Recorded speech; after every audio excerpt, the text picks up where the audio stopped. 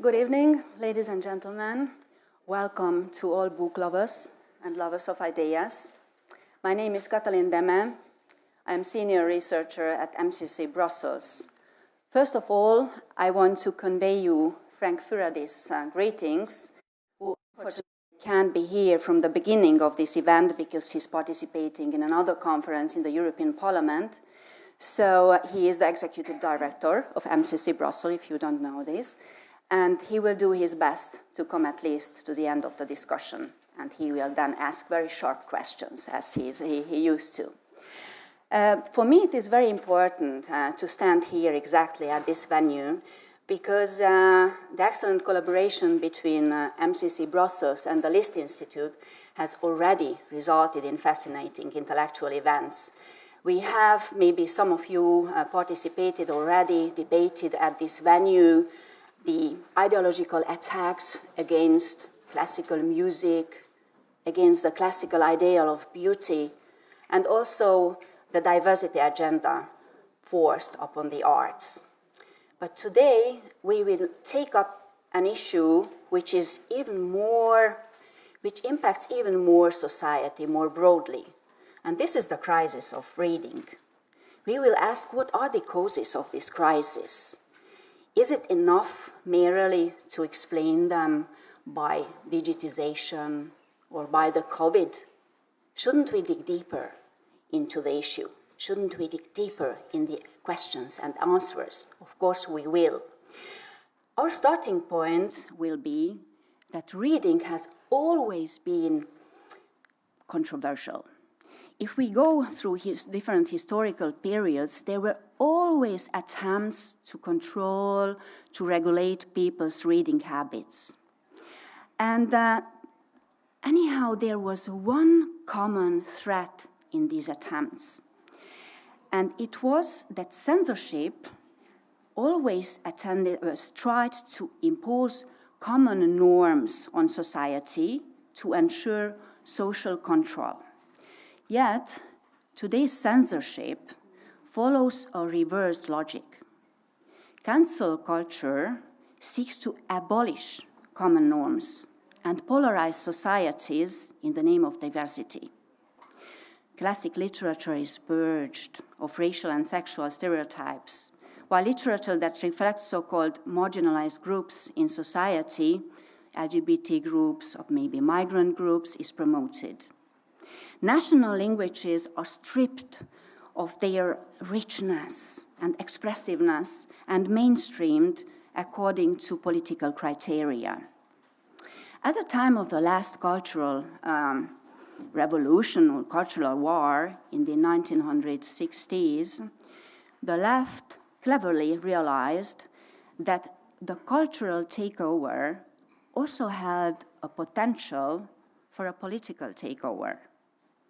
Taking control of culture also meant that the left could set the standards for reading and literacy. As a result, the right lost its potential to form culture and reading standards for more than a half century. It is a very, very long time. But now, in these weeks, in these months, we are witnessing a new historical momentum. Since Donald Trump's re-elections, the resistance more against cancel culture is stronger. It grows. And reading, the crisis of reading, stands more in the spotlight. So tonight, we will discuss the future of reading. We have three distinguished speakers, one from France, one from the UK, and one from Germany. The rules are clear, they are known, the MCC Brussels rules for debate. Every speaker will have 7-8 minutes to present his topic. Then there will be about 10 minutes of discussion within the panel. And after these 10 minutes, the floor is yours. I want you really to let your voice heard, ask questions, oppose, agree, disagree, because we are not looking for consensus, we are looking for real debate, but always with civility and openness to different opinions. So I will open the debate now. I will just ask the director of the List Institute whether she wants to say a few words to the public, because she is the queen of this house, she is an important person. So I would like to ask Zsófi Kovács just to greet the public before we start. Thank you.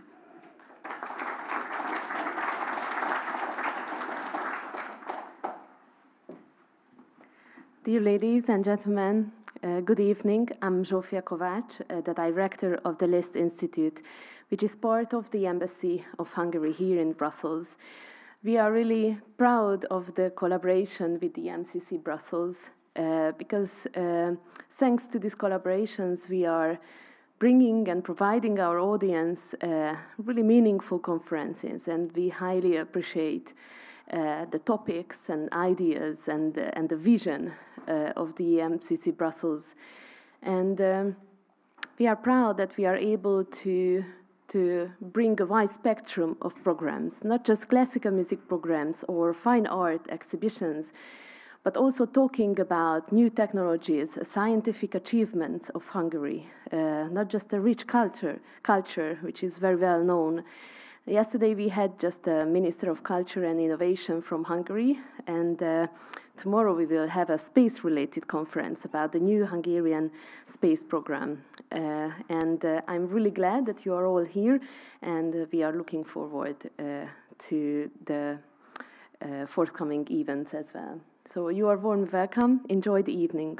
I promise you it will be really meaningful and full of information. Thank you for coming.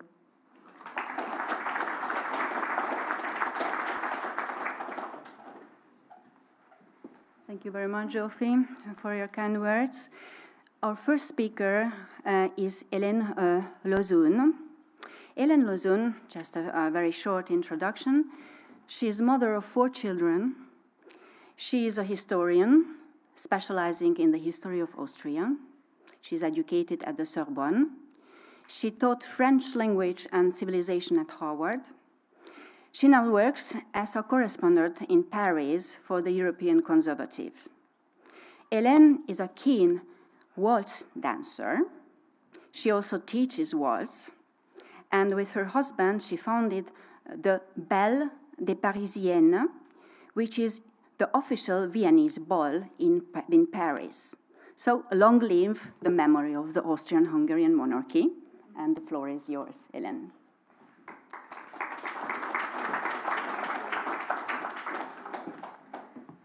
Good evening, everyone. I want to thank the List Institute and, of course, the MCC Brussels for the invitation. I'm going to adopt a rather unexpected angle to question the matter of the power of reading tonight. The moral role of reading, and especially the moral role of reading classical literature. Today, we are surrounded by 2 evils: the domination of cheap cultural materials, and a general climate of moral corruption. And reading has indeed a role to play in this global picture. I will question the importance of general culture, and among general culture, classical literary culture, in the construction of the personality, in the construction of young people. And I will speak with several what we may call bias that I assume in front of you. The first bias, I assume that I'm not speaking for the whole age class, but for people who are interested in getting involved in intellectual matter, want to go deeper and deeper in cultural matters. Assume being an elite, and we will see that there is something perhaps too elitist in the question of reading, but you must assume this elitist aspect of reading. And to my mind, the problem is precisely that elites, or so-called elites, do not read anymore. And so they lose the cultural leadership that they used to have. The second bias that I have is that I'm speaking with several personalities. I speak as an historian, I speak also as a teacher, but above all, I speak as a mother. And the recipes and the tips that I will try to give you tonight have been experimented on my little and nice little guinea pigs at home. So, what is the role of reading? What is the role of classical reading and classical culture in shaping the youth, in shaping the moral discernment of young people? Today, in that general climate of moral corruption I just mentioned, we have a double pitfall. On the one hand, in some conservative families, there is a temptation for an excessive moral censorship. They are bad books. We want to preserve, and that's normal. We want to preserve our youth, our young people, from that moral corruption, LGBT theory, etc., etc. But this general moral censorship tends to be sometimes excessive. And the second pitfall is that we are facing precisely the perversion of the youth with series, poor literature, and even, the worst of all, no reading at all. So we have to find a narrow path between these two dangers, between these two risks. First of all, how can we manage to give to our children safe content? This anxiety is, of course, essential, and it lurks in many conservative families. But the problem is that if you do not know what classical culture is, you are going to take refuge in the ease of a safe content that is very limited. For example, nice American movies that you are going to watch between brothers and sisters, they are full of good feelings, they are perfectly safe, but they are perfectly annoying most of the time, and they are not going to prepare the children, the youth, to the complexity of life. And censorship by choice, for moral reason, can be good, but it mustn't lead the path to mediocrity. And that's why classical culture is so important. You cannot consider, because you are living in a conservative family, in a conservative circle, that it's enough. Because your parents are well-bred, because you live in a nice, well-furnished apartment or whatever, that things are going to be enough to transmit a kind of true and deep culture. You need to have deep and demanding content. And losing contact with classical literature has two consequences. First, children are going to be infantilized too long, and they are confronted to mediocre cultural products, series, books, adapted literary versions, expurgated things so as to be safe. And that's going to be ugly and mediocre. I take a very simple example with my own daughter. She started to study Pride and Prejudice, the famous novel by the British writer Jane Austen, just 2 weeks ago. And she brought the book to me and said, "Oh, Mom, look, we are going to study Pride and Prejudice in class." So I was, of course, delighted by that. And I was remembering the famous incipit that some of you may know. It is a truth universally acknowledged that the single man in possession of a good fortune must be won for a wife. That's the first sentence of Austen's book. So I opened the book that she brings to me, and I read, "Everybody knows that the single man wants to get married. Full stop."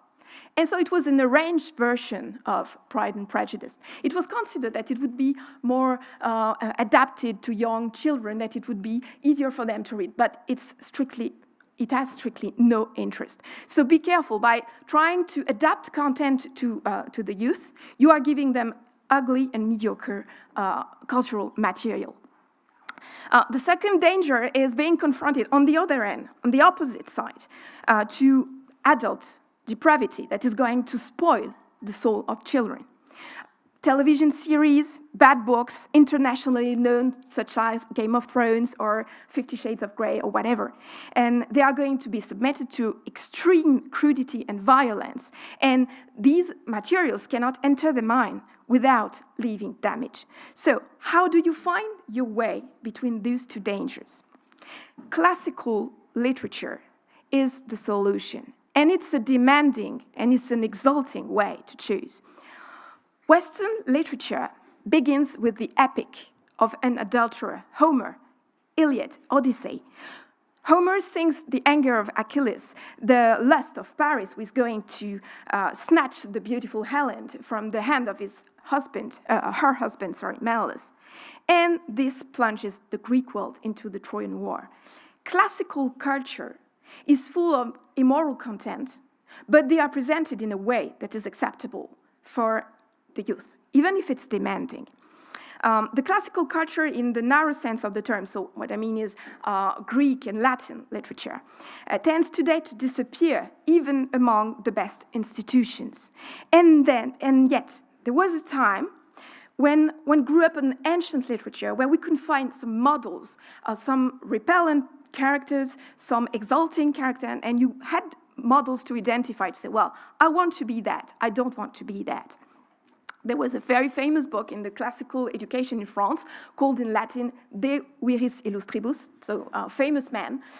It was a sort of reconstruction made of classical characters so as to improve the moral sense of the youth. And it was commonly used, and of course that kind of material has totally disappeared.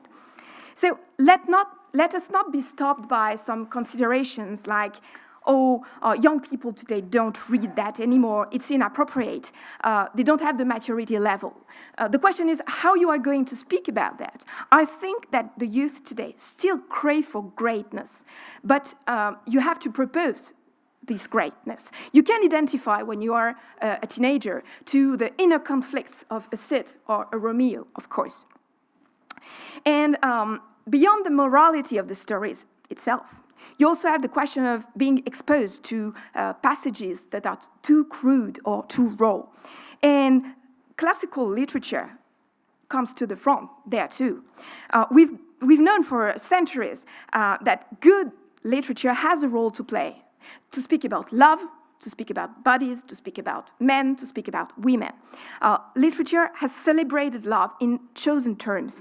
And since the time of medieval poetry, we know that poetry and literature can rearrange the world with proper words that are going to put a sort of veil between the rude and the crude reality and idealism. And you can find that only in classical literature. The arrangement of the words obliges the mediation, the elaboration, and it's going to sublimate the instinct and its immediacy. Literature, of course, is the art of suggestion. It's less harmful to discover what is love through and the expression of desire through a text than when you scrutinize a coupling on the screen of your smartphone.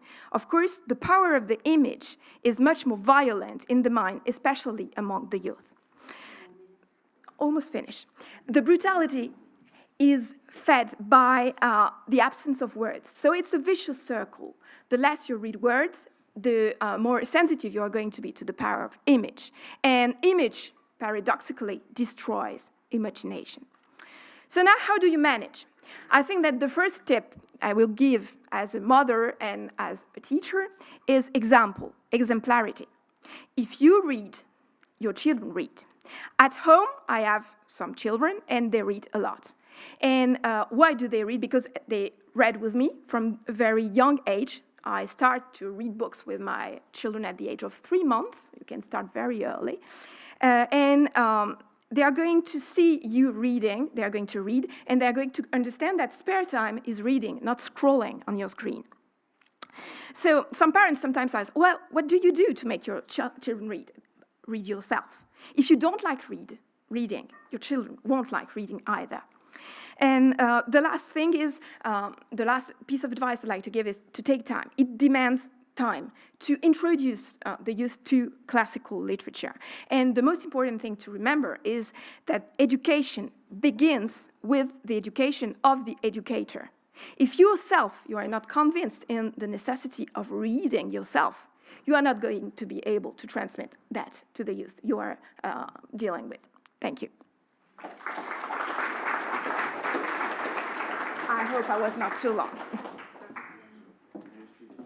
Thank you. That was really, also the timing was perfect. And as a mother of 2 children, my children, I raised them in Denmark and then learned them Hungarian by passionate reading really of books all the time. So I can just agree with Helene. Our second speaker is Tim Black. Tim Black is a columnist and books and essays editor at the online magazine Spiked.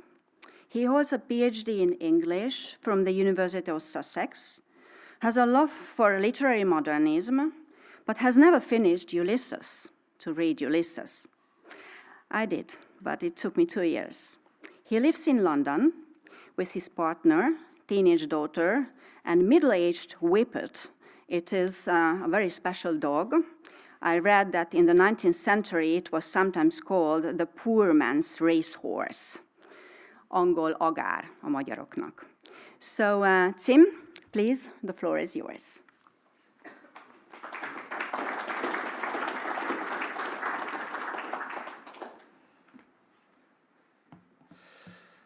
Hello, and thank you for inviting me. I'm going to start, well, I'm partially tempted to talk about my Whippet, because it is a glorious, glorious dog, very, very fast, and very, very elegant as well. But I'm not going to. I'm going to talk about the crisis of literacy, or rather literature, I think. I'm actually going to start with a paradox.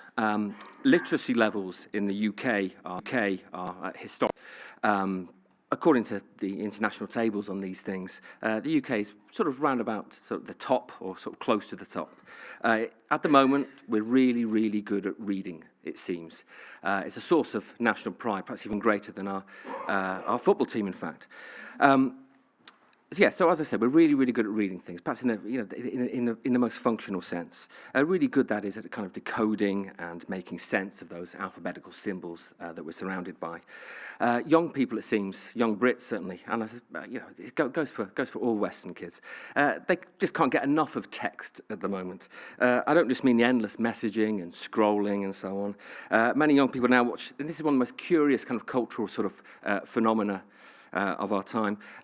Young people tend to now watch videos, films, streaming videos with subtitles and captions on. They're now literally reading audio-visual media. So they're completely surrounded by text.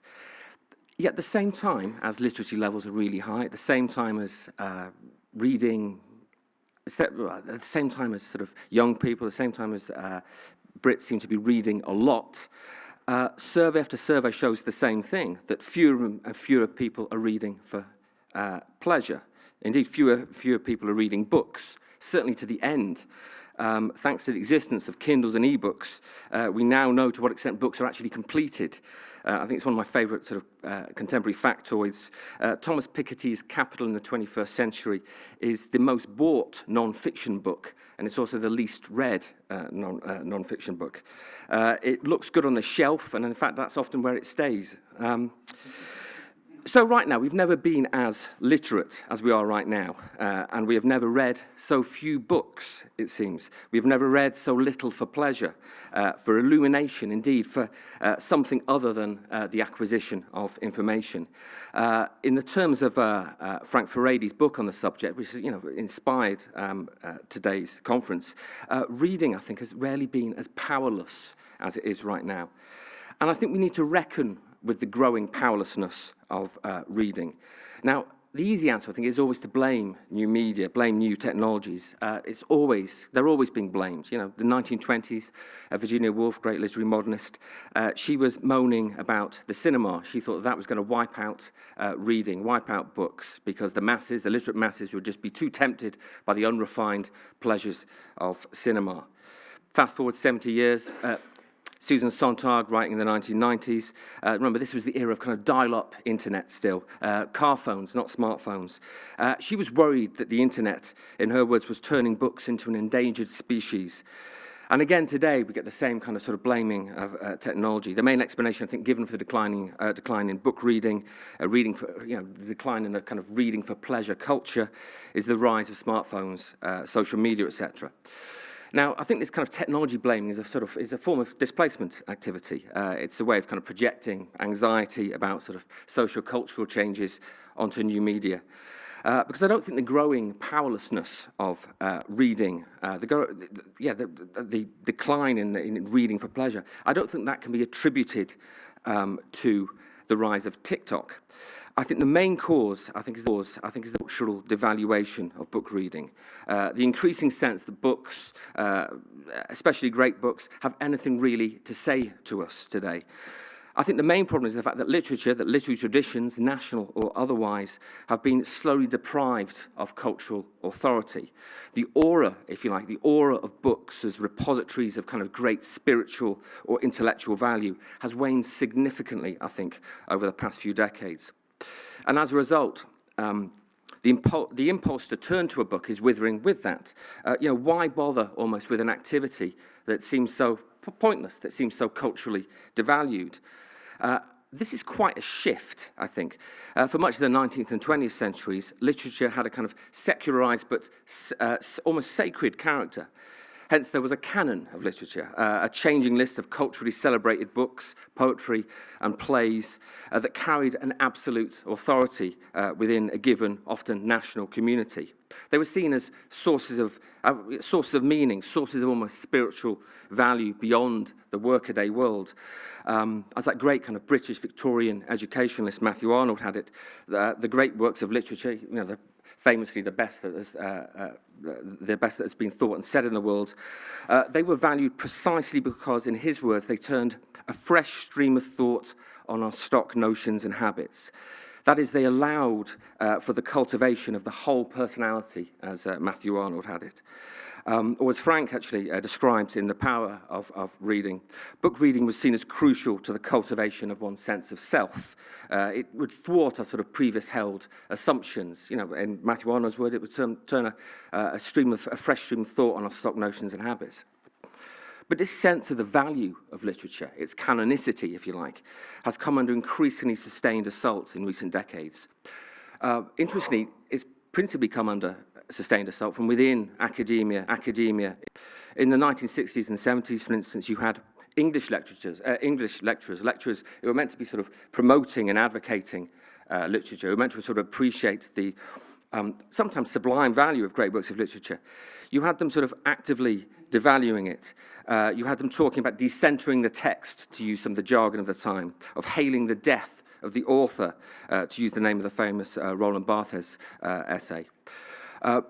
The idea of the death of the author, the idea that you no longer needed to bother too much about what the author might have intended, it was meant to sort of liberate readers. It was meant to sort of liberate critics as well, to be able to kind of turn even great works of literature, to read them against the grain, to kind of criticize them for being perhaps too supportive of the capitalist status quo, for perhaps supporting and maintaining the oppression of women and so on. So it was seen as this kind of liberatory moment. But I think the death of the author, I think that kind of, I'm using that as a shorthand for a kind of academic moment, also represented something else as well.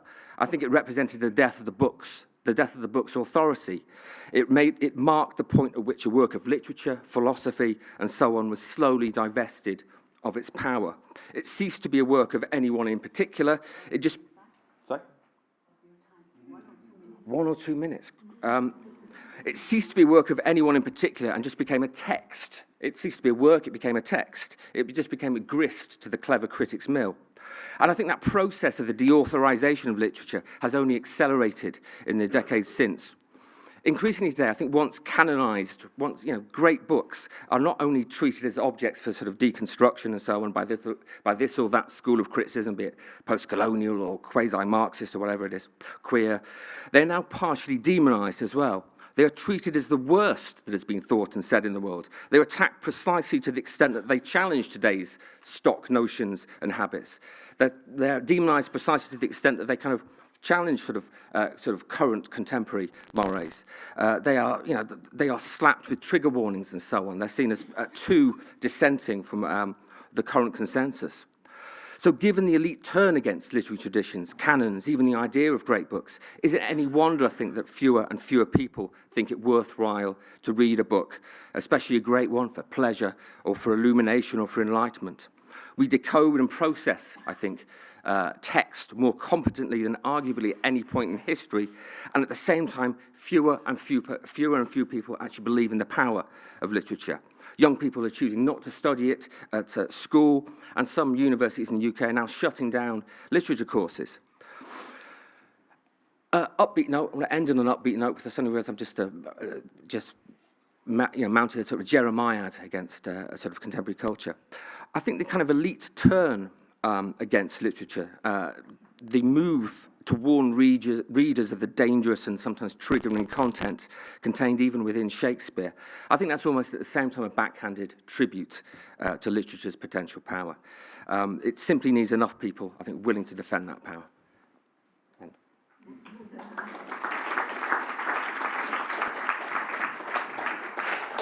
That was powerful. Thank you. Thank you, Tim. And our third speaker is coming from Germany. It is almost Tim. It is just Till. His name is Till Kinsel. Till Kinsel, since his childhood in Berlin, has been a passionate reader and collector of perhaps too many non-virtual books. Imagine his library.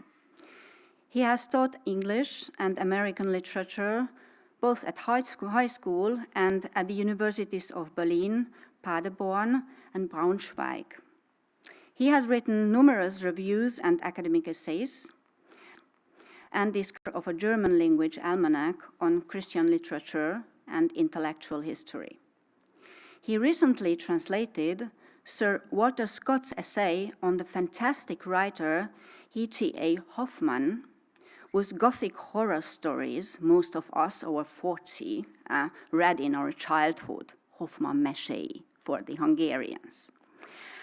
I would like to ask Till to come here and bring us now a bit to the text, to the voice, to the soul of the text, and explain us how he reads. Thank you.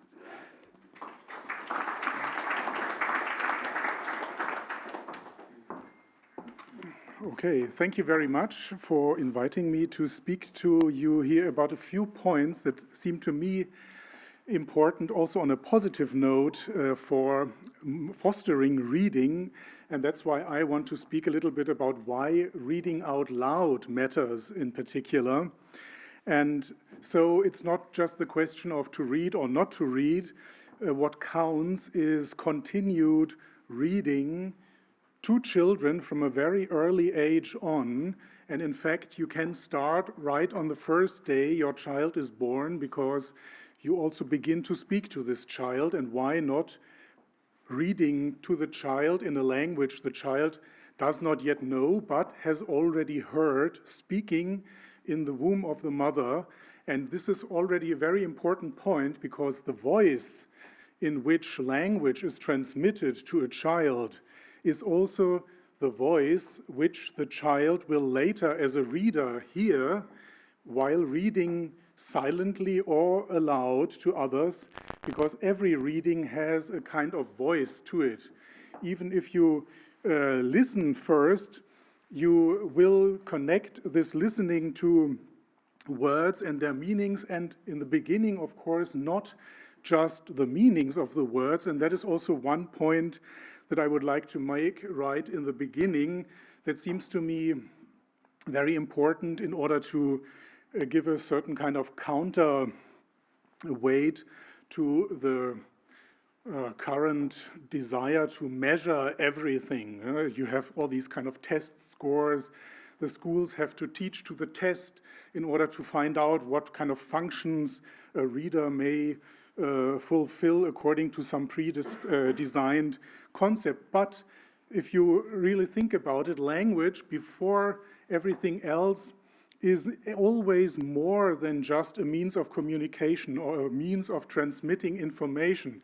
So it cannot just be decoded as something with which I want to tell you something, but it is also an act of social bonding. It is also a kind of music to which ears are adapted and to which persons adapt, because it is an interpersonal system, so to speak. It is not language something that exists as a kind of machine which we employ, but we are part of this kind of organism in which a language operates. And one German writer from the 18th century, perhaps not very much known outside of Germany, Johann Georg Hamann, was famous for claiming that poetry is the mother tongue of humankind. And because he was very keen on studying language as a kind of aesthetic phenomenon, it is clear that he was also opposed, for example, to ridding language, to ridding literature of ancient remnants, so to speak, because language is always historical. And that means if you read texts, there will always be more words in these texts than in your normal verbal conversation that you have among people, because that is a clear thing from many studies. Even in educated households, people talking to each other about what will we cook for dinner, and so on. The amount of words is not that much different whether you look at a more educated or less educated in a kind of formal sense. So that crucial point, which brings words and many words and many difficult and different words to children, is reading, and only reading. It's not brought to them by electronic devices. It's not brought to them by watching TikTok videos or TV series, even scripted TV series. Of course, somebody wrote the text. They're going to be the same level of oddness of language, of strange words that they don't know what they are meaning, actually. And then, of course, if a child has listened for 3 or 4 or 5 years to parents reading to them every day for at least 10 minutes, 15 minutes, half an hour, this child will know or will have heard millions of words that others who have not been read to will not have heard once they begin to go to school, because these words are only there in written language. And the point is that even if you read only children's books, normal children's books, if you very carefully study them, and this is rarely done, unfortunately, are extremely complicated in many ways. And the fact that you are not reading these books once, but twice or 15 times or 100 times is really very important, because also, surprisingly, perhaps these books are often very poetical, and they can be even then poetical and crazy. For example, if you think of the books of Dr. Seuss, which are known to many Americans, they contain a lots of nonsense, but due to repetition, to the emphasis on poetic dimensions of language, they teach children that language is also something that is not a kind of authoritarian corset or a frame that is put on you, but is something with which you can also play yourself. And so for reading to children does not have to be restricted to nice stories, but it can also include nonsense poetry, for example. I remember when my boy was very small and I had him on my lap sitting at the computer, I found a website that offered readings of strange poetry.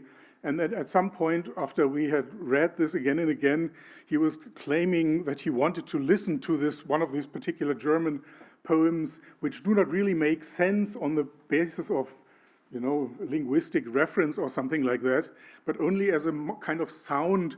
And these particular sounds, I think, need to be taken very seriously, because even if you are not an actor, even if you're not a trained reader, the mere fact that you read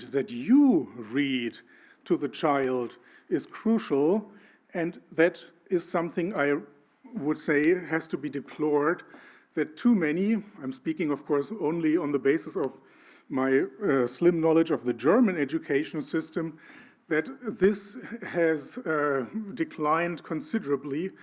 Simply a teacher coming to class, taking out a nice book and beginning to read it, and to engage the students in listening to the text. And this is, of course, the second point, which I may perhaps be allowed to add before I have to stop. Reading out loud is also a lesson in listening, and listening is a lesson in patience. In German, Geduld. You suffer it somewhat, erdulden, but you learn to be able to listen to others.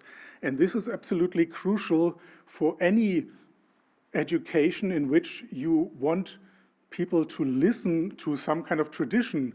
If you are not willing to listen to anything, you are lacking the crucial virtue of docility, namely of being being willing to learn something. And in this sense, reading out loud also fosters this. And I could say much more about this. Unfortunately, time is up, I guess. So that's it. And we can talk about some of these things later on. But I would like to point out that there is no opposition between silent reading and loud reading in this sense, but reading out loud to children creates the basis for later sustained silent reading, which is also something that schools should be able to integrate into their curriculum without necessarily testing. So simply ending the day with a quarter of an hour of silent, sustained reading calms the students down. They can go home and think about this, maybe even go on reading outside of schools. Thank you.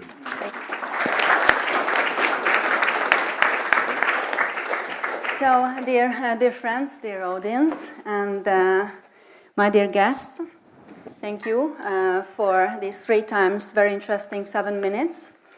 And so we have heard now about reading as a moral discernment. We have heard about the cultural and social devaluation of reading.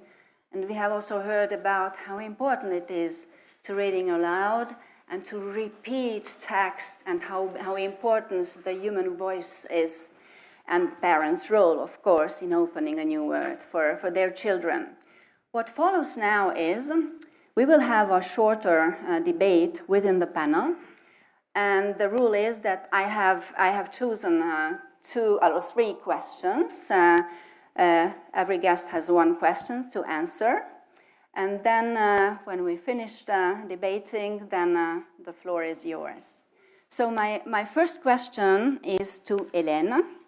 And I would like to hear your opinion about, that powerful international organizations like the OECD, the Organization for Economic Cooperation and Development, they do not speak anymore about reading, but reading literacy.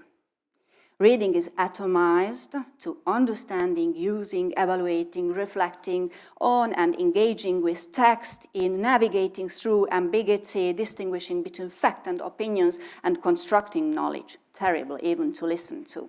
How do you see the role of the OECD or of the EU, who is the major contributor to the OECD budget, in the crisis of reading?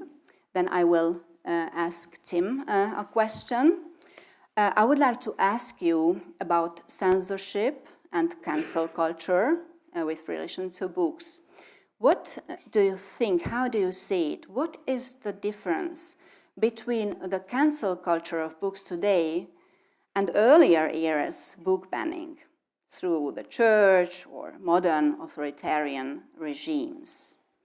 How would you see the difference between left censorship of literature, eliminating racist stereotypes, offending various fringe groups, LGBT, migrants, and so on, and the right wing's response of trying to purge the same segments from literature? So left censorship and right censorship, what is the difference? Tim? My question to you is, you are the inventor, you are famous in Germany, you are the inventor of the so-called audio narratology. which is a very special method. So my first question is, could you elaborate upon it very shortly, just to explain the public what is it, and how do you use it? And I would like also to hear your opinion about how could you explain the difference? You know that the visual culture, Netflix, the internet, empowers our vocabulary, our fantasy. On the other side, we have radio plays, we have audiobooks, where the sound, the atmosphere, the human voice brings in something to the story. It enriches us. So, you know, the limit, the border between the two is a bit, it is like it is moving. How would you explain this difference? So, Hélène, what do you think about the OECD's role in the crisis of reading? I think that there is nothing surprising in the fact that we do not have to expect anything of the OECD to defend reading, because this type of organization is made on a quantitative approach of the world, figures and facts. And they are not interested in cultural matters. What is important for them is results and methods, and the rankings that are made by these institutions cannot apprehend the complexity of culture, because they have a global system, a global approach of the society, and so they cannot consider the various national approaches in terms of culture. I remember what we were told when I was teaching French in Harvard. We had some lesson for the teachers every week, and we were told there, just forget about culture. Language is a tool. And it was a kind of motto, and they were saying that all the time, language is a tool, language is a tool. But to my mind, you cannot consider that language is a tool and avoid all the cultural part, and literature especially. And OECD is the perfect symbol of that. They consider that reading is not a problem for them, because language is a pure tool. And if you do not reintroduce the notion of literature and culture, of course, you are impoverishing, but we'll speak about that with Till just in a minute. You cannot face the problem of reading, because in fact, reading can be replaced by something else, as long as you do not consider the cultural approach of reading. Mm-hmm. Thank you. Thank you for answer. You have a tough question,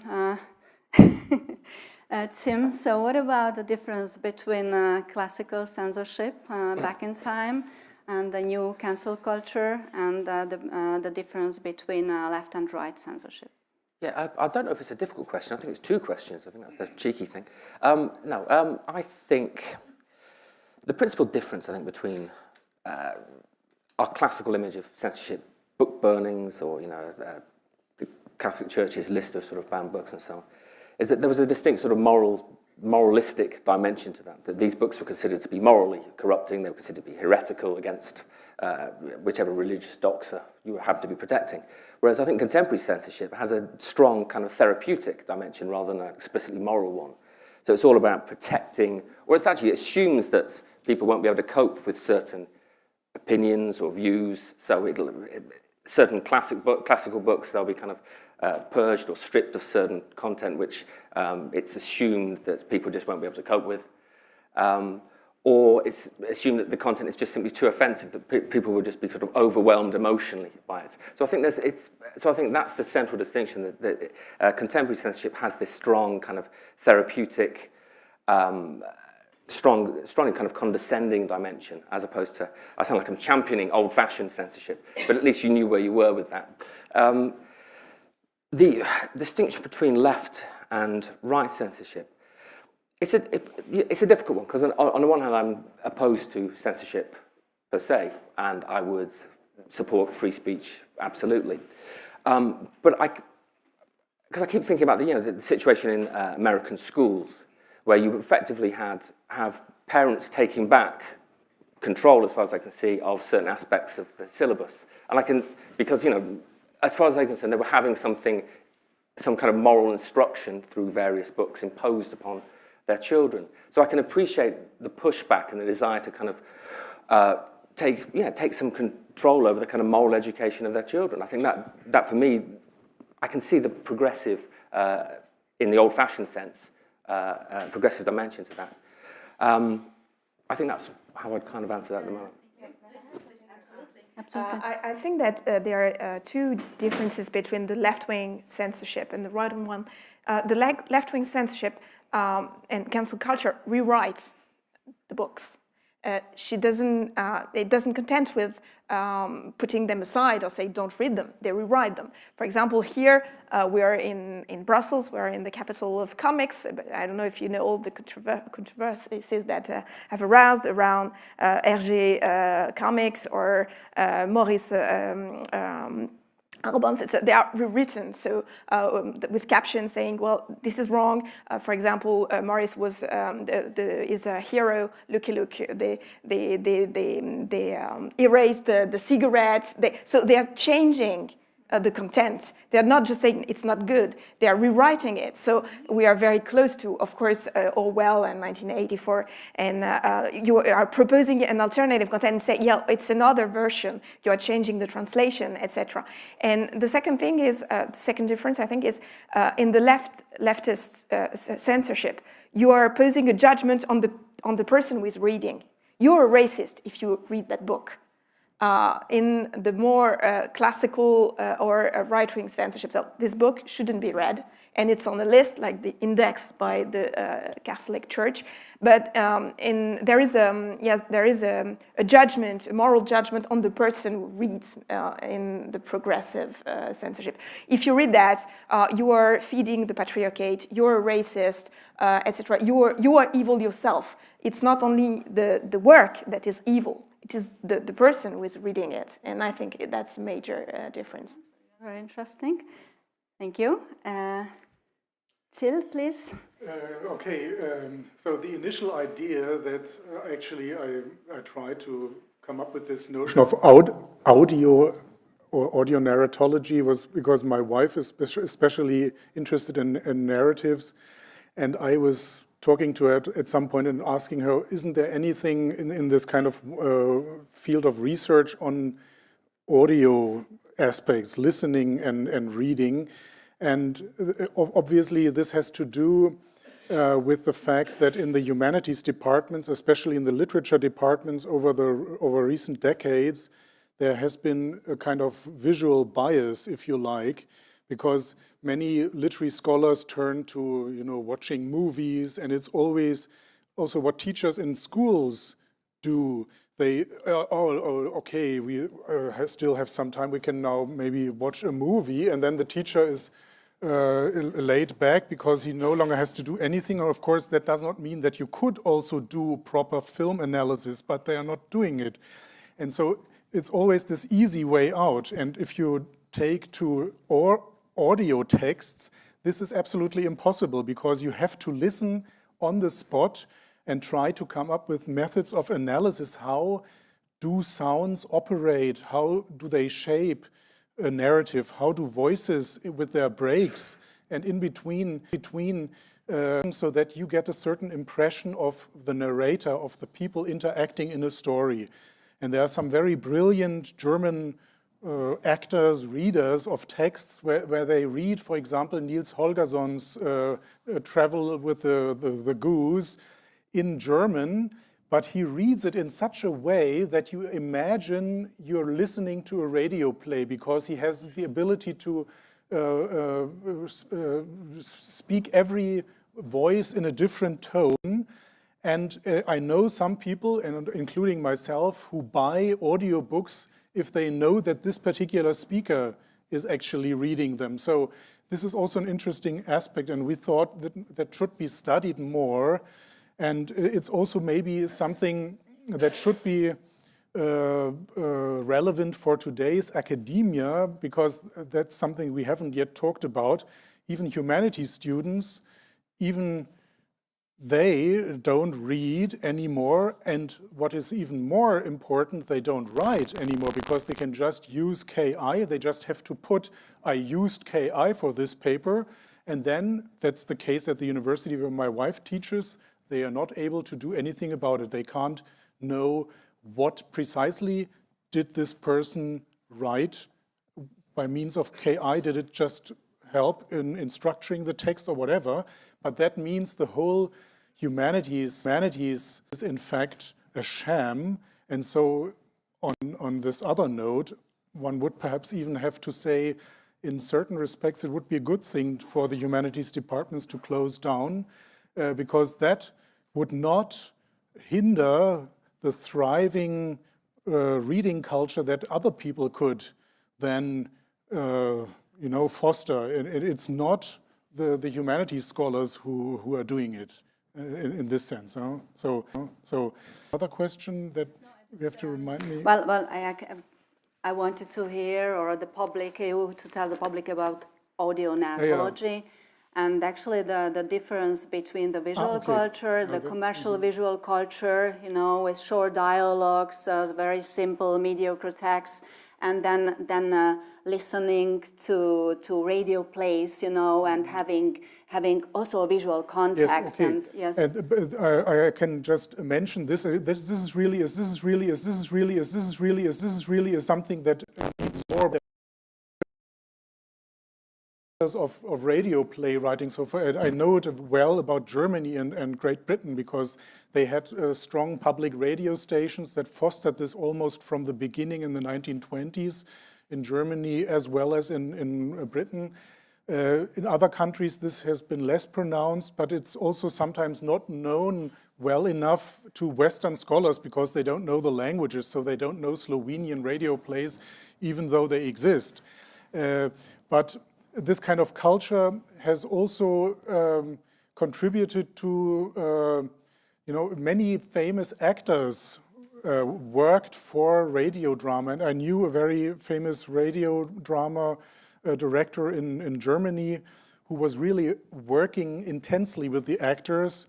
And this is also something that is still done in Germany, but it's also increasingly difficult. The culture of speaking is declining with actors. If you've attended the theater in recent decades, you will note, at least in Germany, that it's possible to be an actor without being able to speak properly and clearly. And things like that are also, I think, important because they transmit the language of culture and the culture of language, which is more than just a tool. And luckily, and this is, I think, also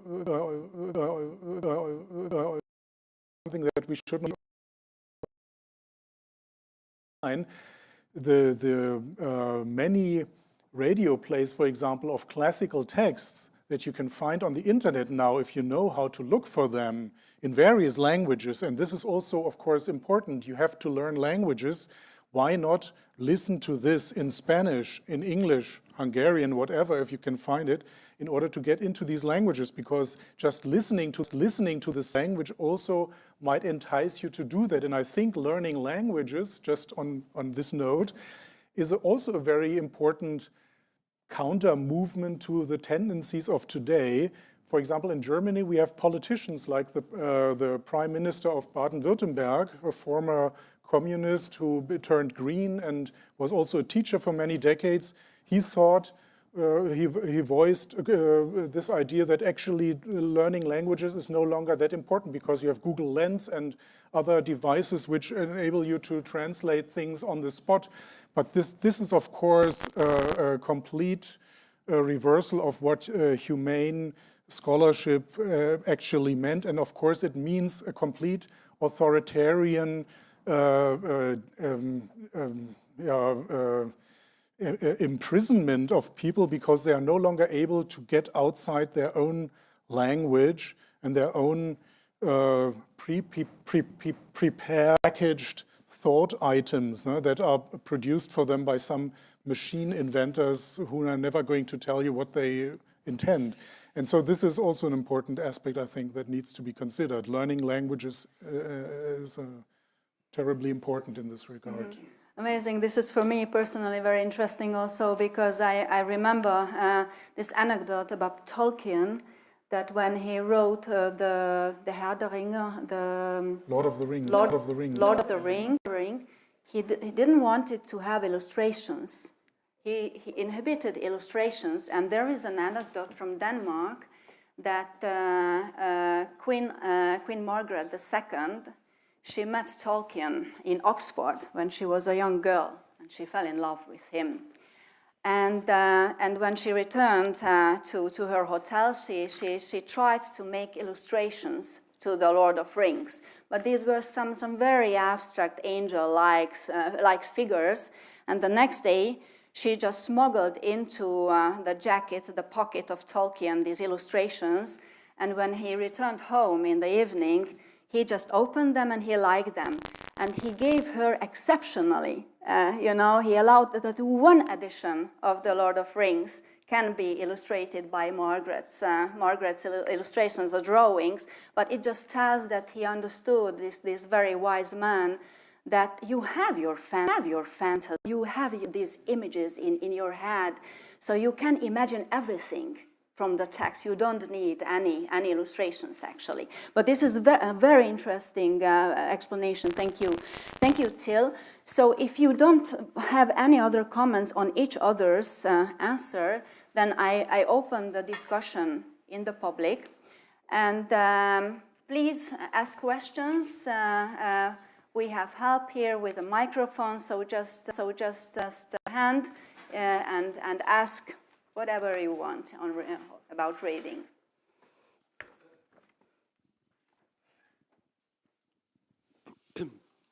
Yes, Robert Kerr, thank you.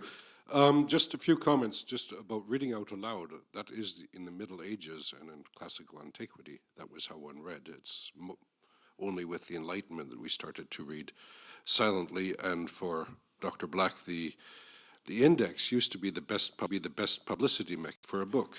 If you could get on the index, you sold. You sold books.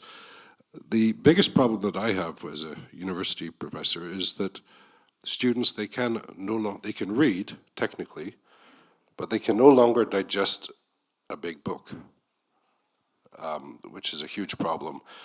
I just wanted to ask the panel a quick question. What is the relationship between secularization, de-Christianization of Western society, and the lack of the ability to read? Because if you look historically, literacy arose with Christianity. Thank you.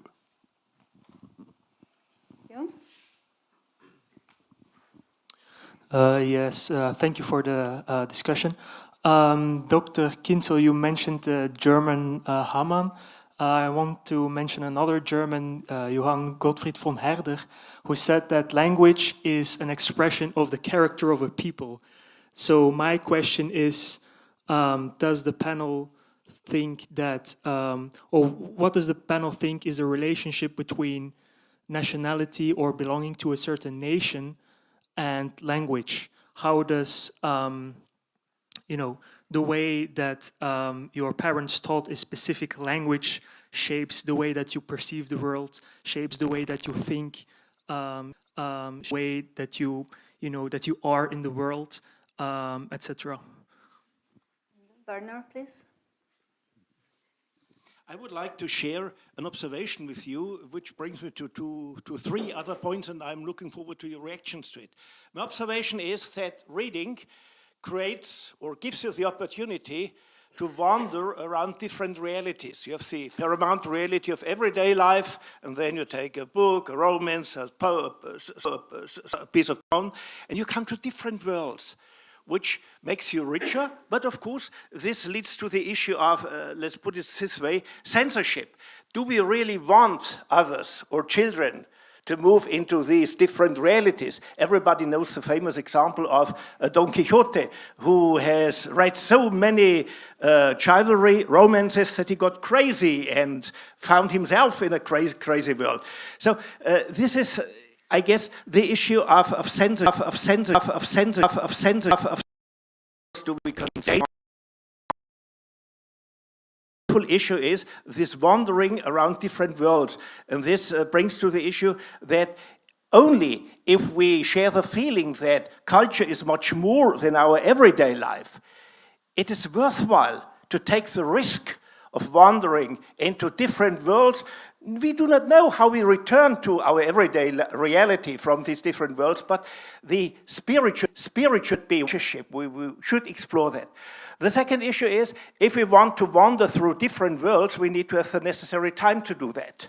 Now we have to listen to the news in the morning, we have to read the newspapers, we have to go to our jobs, we have our spouses, our children, we have to deal with these people.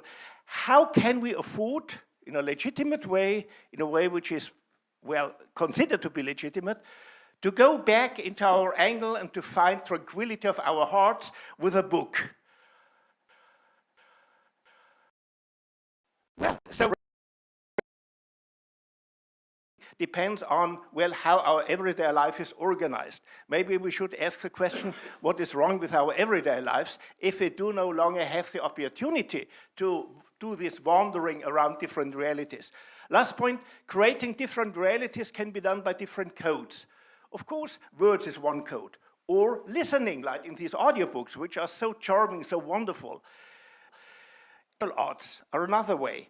In earlier times, we went to an art gallery and saw the pictures showing scenes from the Bible or from Greek mythology and so on, and the mind started to think about it. Now we have the wonderful world of movies. I do not speak expressly about porn movies, but you see in this example what this means. You can trigger quite a different reality in a very brief period of time, which is not so easily done if you simply need 12 to 20 pages to get a feeling for the situation in which this different part of reality is emerging. So one observation, 3 walks from this observation, and I'm looking forward to your reactions. Now, I would propose, now let's answer on these questions. There was one question about Christianity, the decline of Christianity. There was another interesting question about national reading cultures, and then remarks and questions, how can you leave your own inner universe and enter another? And this is also something about courage and curiosity and so on.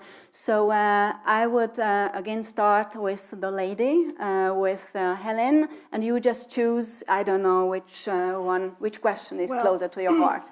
All the questions are very passionate. I think I could make a conference on each of the questions, so I'm going to try to select my ideas.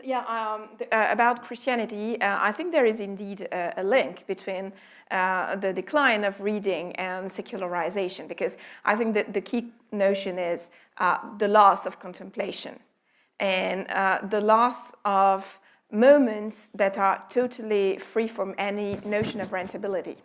And as long as you do not consider that there is transcendence, that there is something that is beyond your everyday life and your conception, you do not have the opportunity to take time to indulge in something that is totally free. And you need to have that to read. So secularization opens the path to a society that is only oriented to rentability and efficiency, and of course it creates damage to reading. And I make a link with the question of time that our last guest was mentioning.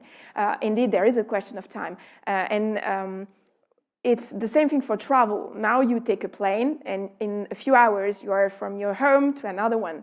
In previous centuries, it took days, months, even years to go from one place to another. So you need to think about what you were going to see. You had several landscape changes. You had the time to build your inner travel as well as your the outside travel. Same thing for music. When you were forced to go to a concert to see physical musicians, it was not the same thing as just pressing a button and hearing this way of making everything immediate and efficient destroys your ability of contemplating, and so progressively you get rid of all these free moments that are all. And that's my main remarks. Thank you. I don't know whether you have a... Yeah, no, they are fascinating questions. I think the first one I'll respond to is the question of, I guess, secularization and the extent to which that has affected the ability to read deeply and attentively. I think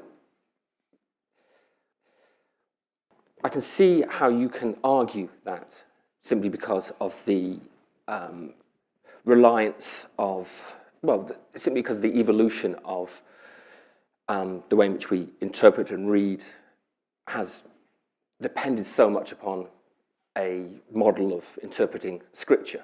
So I can see that, because you are reading to divine or to discern both the literal and sacred meaning of a text. And I can see how that is almost like the template for reading deeply and attentively. But at the same time, I think that there was, from at least the Renaissance onwards, there is an attempt to, well, there's a way of reading which emerges which is humanized or humanistic as much as it is theological. I think it evolves out of the theological way of approaching a text, but I think it's humanizing and humanistic, and it rests upon the assumption that what you're reading, the text, and it no longer be a theological text, has some meaning, has something there to be found, and that's the kind of transcendental, the transcendent moment of reading.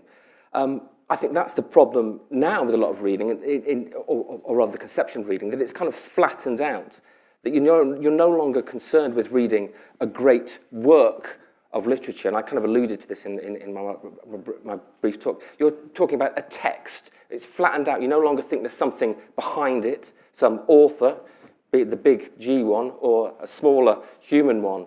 So you're no longer reading it with that same sense that there's something there to be found, and which has that kind of sort of transcendental kind of transcendent. I'm perhaps overdoing some of the religious terminology here, but you no longer have a sense that there's something there beyond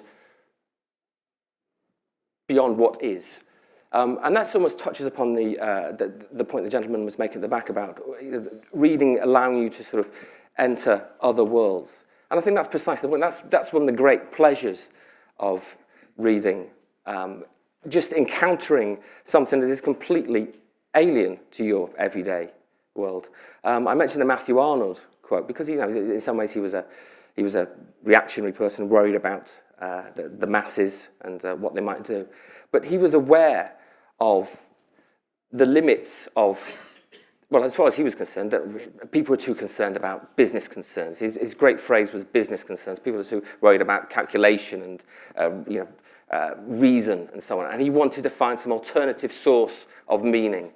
So for him, actually, strangely enough, literature has a kind of almost semi-religious function. It was this kind of transcendent realm, this culture which you opposed to anarchy. As far as he was, anarchy for him meant a society that no longer is governed by any kind of shared morality. I've kind of waffled there a little bit, but I really liked your idea of wandering around in these different fictional worlds. Wrestling recently with Franz Kafka's The Trial, because of course it's the 100th anniversary coming up of its publication. And it suddenly struck me that he creates a world which you almost can't wander around in because you're desperately trying to find the key to unlock the meaning of the damn thing, and it's constantly withheld from you.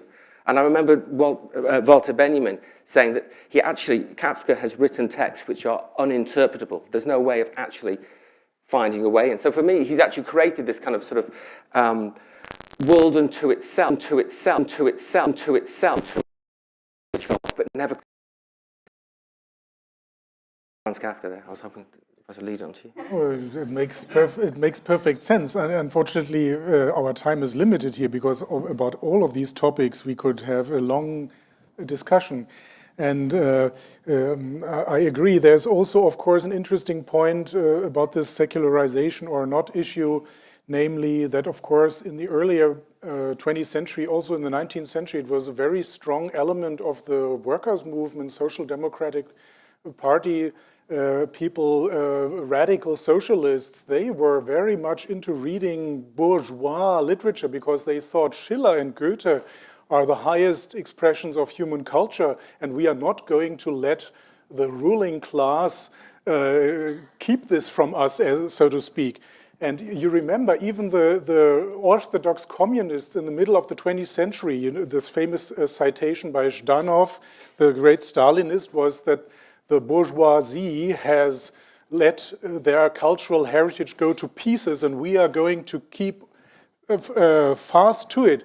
And this was also an element that was still present and dominant, let's say, in the eastern parts of Germany, in the German Democratic Republic, about which I'm not going to say anything positive, but they did in fact maintain this link to Goethe, Hoffmann, Jean-Paul, other classical German writers. That was a very important thing in the whole culture. So there is this kind of, you have different ways of getting to this, and even if you can try to interpret Schiller from a Marxist point of view, it doesn't really matter as long as you print the texts as they were printed in the 18th century and you let the people read them like this. And this was what actually was possible in the GDR. If you just simply bought all the books that were part of the classical German literature, this would, of course, also enable you precisely to go into different kinds of worlds and to read. And that was what German Democratic Republic writers like Franz Fuhrmann did. They read Jean-Paul, they read E.T.A. Hoffmann again and again and again because they suffered so much under this communist regime which was trying to kill imagination. Think of George Lukács, who was very strongly opposed to the Romantics. And of course, Lukács, in the beginning of the German Democratic Republic, was a great literary authority. And it was really important for the German writers to begin to counteract this influence. And within the communist system, it was one germ of intellectual, spiritual resistance to read the German Romantics. And just to give you an idea of how this holds out. And issue of language, because certain writers you simply want to read in the original, and it's a pity that you can't, especially with many poets where you know, okay, they are very famous Hungarian poets. I even bought a copy of one of these books, but I know I can only look at this and enjoy the print, but not the language as such.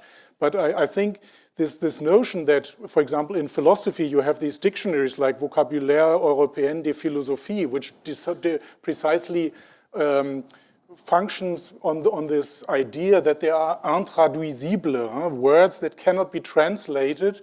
And if you don't learn any languages, again, my point, you will never get to this point where you realize that even words sounding similar are not the same.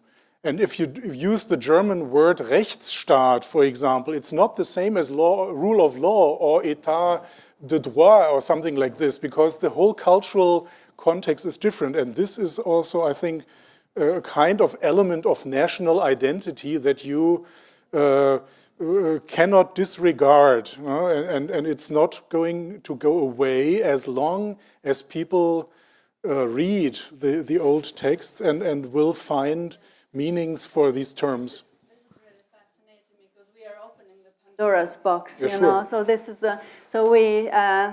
was a question about the lack of contemplation, our ability to receive transcendence, and now Frank Furedi is back from our second conference. It is really good because I also promise you that he will appear, and if he says that, I know he will do it. So Frank, please, if you have questions, then please ask it. I don't have questions at the moment. And I think that don't politicize literature and reading, because even George Lukács, who you mentioned, if you read his wonderful study of Walter Scott, it is unbelievably fascinating, very rigorous work of scholarship. And yes, he was a horrible Stalinist, but nevertheless, there were certain moments in his life when he did, he really went into literature in an incredible way. I think that the whole question of secularization is important, but the answer is the very opposite. Because if you look at historically what's factually happened, those societies where the taught the people to read. Denmark, Norway, Sweden, where particularly the Lutheran Church played a very important role, were very, very important, and obviously Christianity played a very important role in universalizing reading.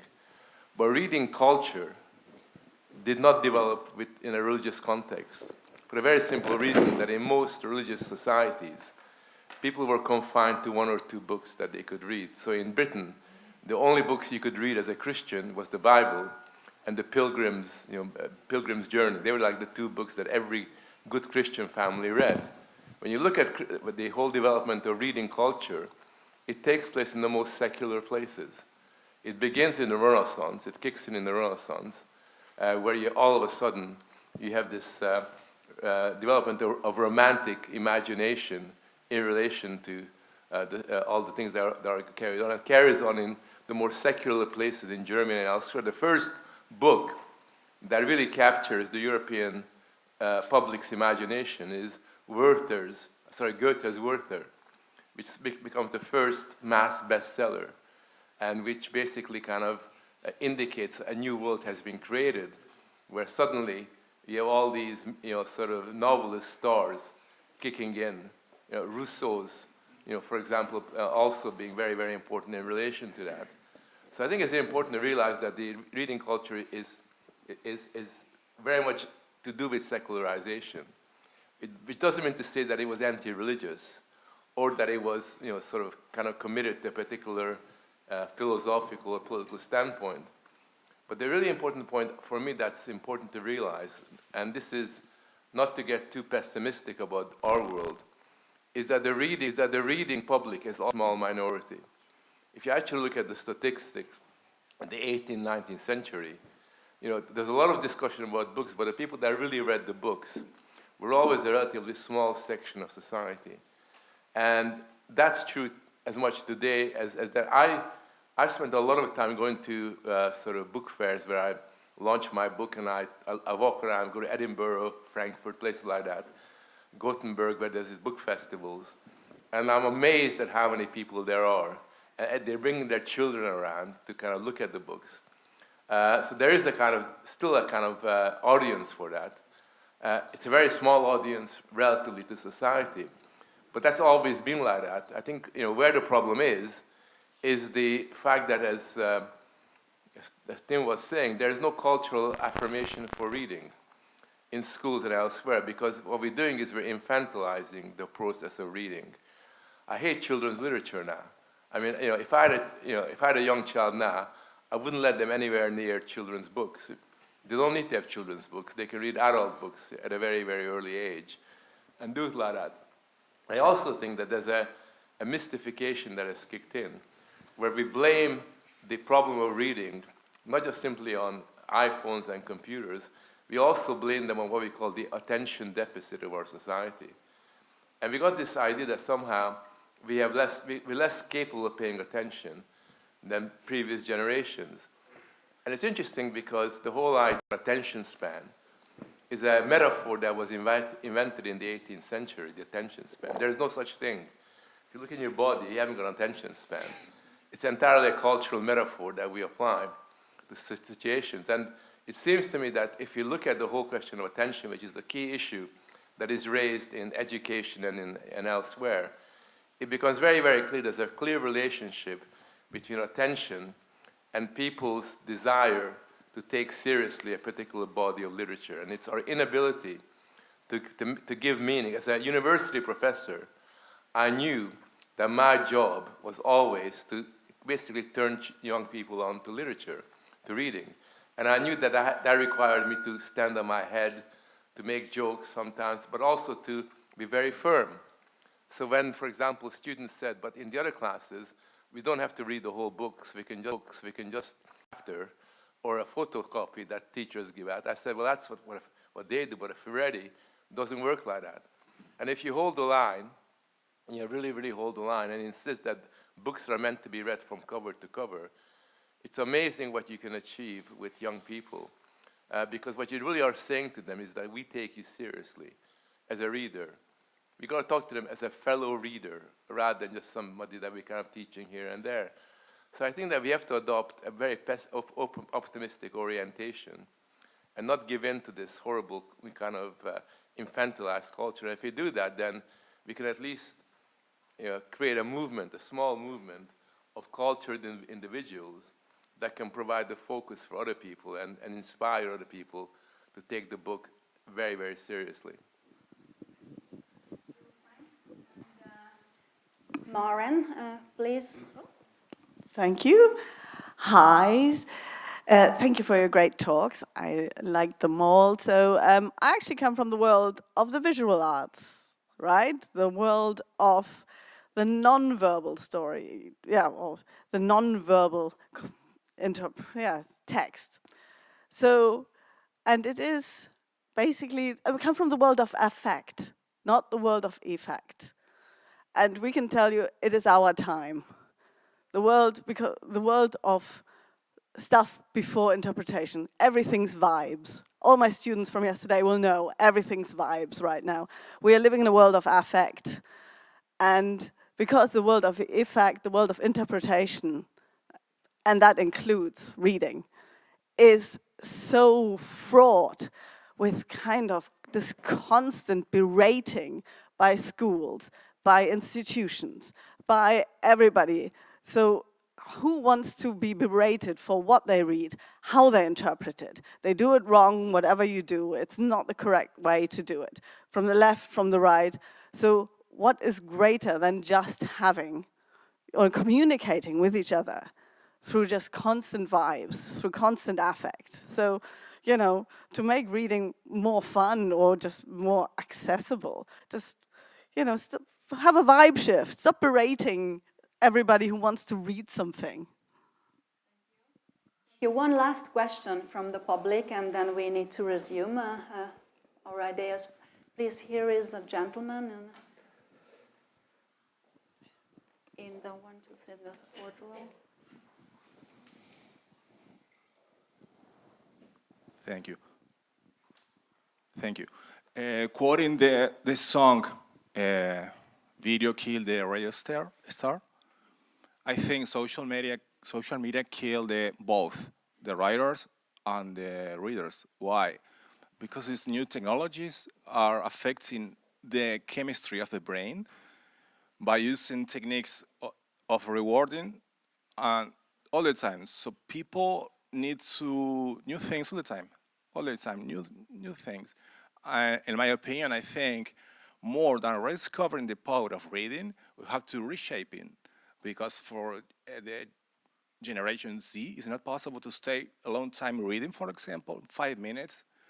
It's in the same way that we need to eat, to drink. This need is something that is happening to the new generation, so we have to adapt to that. Concerning the declining of art in general, specifically writing, I think one of the reasons, if we speak about Christianity and secularism, the most destructive thing was, for example, I'm thinking about Bach. Yeah. That 1 minute left. Yeah. So just try to resume your thoughts. Concerning the declining of writing or art in general, I'm thinking about Bach or those great composers. They were trying to get closer to the divinity by creating songs or by painting. Nowadays, that Thank you. So, Thank you. Thank you. So, my dear guests, the time is almost over. So we have just a few minutes to resume this very interesting and rich discussion. So I give you 2 minutes each just to tell your concluding thoughts, how to rediscover the power of reading, how to save the reading. And where should we start? Hélène? If I were to sum up what we said, I would say that we have to assume the demanding part of reading.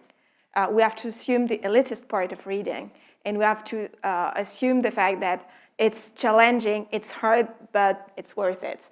And we have to definitely get rid of all these questions about communication efficiency, tools, practical matters, etc. No. reading is a question of elevating the soul. It's demanding, it requires time, and it's worth it. Tim?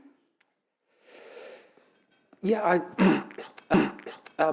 don't want to make a, I don't want to end with like a defense of social media or TikTok, but I think there's definitely an overemphasis on certainly young people's use of social media, as if only they, you know, I think the thinking is that if only they stopped spending all their time watching, I don't know what they watch on TikTok. I was going to say cat videos, but that's not the thing. Anyway, if only they didn't do that anymore, they would get on with reading Tolstoy's War and Peace. I don't think you need to compare the two. They're complete activities, you know, relaxation or to waste some time. And the other thing will be a bit more, well, a lot more demanding. I think part of the problem at the moment, actually, is constantly telling certainly young people that they aren't able to do these things, that perhaps even that their brains have been rewired. Because then you're kind of, it's a self-fulfilling prophecy. You're basically telling these young people that they won't really be able to, they won't ever be able to reading something just because their brains have been reshaped. So we almost need to sort of raise our expectations of younger generations. We have to almost say, well, instead of telling them, oh, you know, you've spent so long watching cat videos on TikTok, you just won't be able to read things anymore. We need to stop doing that. We need to say, have a go. You know, it'll be demanding. It'll take time. This has to be done probably in schools to an extent, but it can be done, obviously, parents can do it as well. But expect something of kids rather than constantly sort of suggesting they're incapable of things just because of cat videos on TikTok. That's true. I mean, you sometimes have to tell the children, okay, you don't like poetry, but what are you doing? You're listening to music that is poetic every day. It may not be the best poetry that has been said and written, but still, there are always ways to find a place from which you can grow some or flower, I think. And the crucial thing is, why not, I mean, why not try to come up with a reading group, for example? That was always a possibility. People can meet. You know, Hans and Sophie Scholl, the White Rose resistance movement, they met and they read Paul Claudel together and things like that. They read this with different voices and discussing it. And when I was a student, we read a terrible book by Peter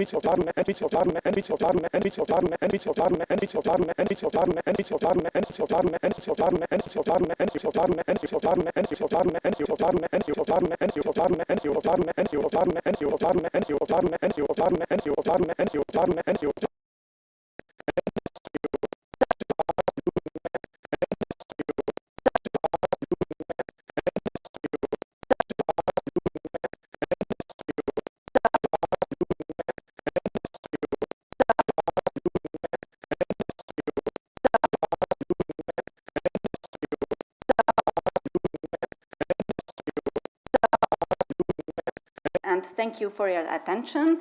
Thank you for your good question, good question, good question, good question, good question, good question, good question, good question, good question, good question, good question, good question, good question, good question, good question, good question, good question, good question, question, question, question, question, question, question, question, question,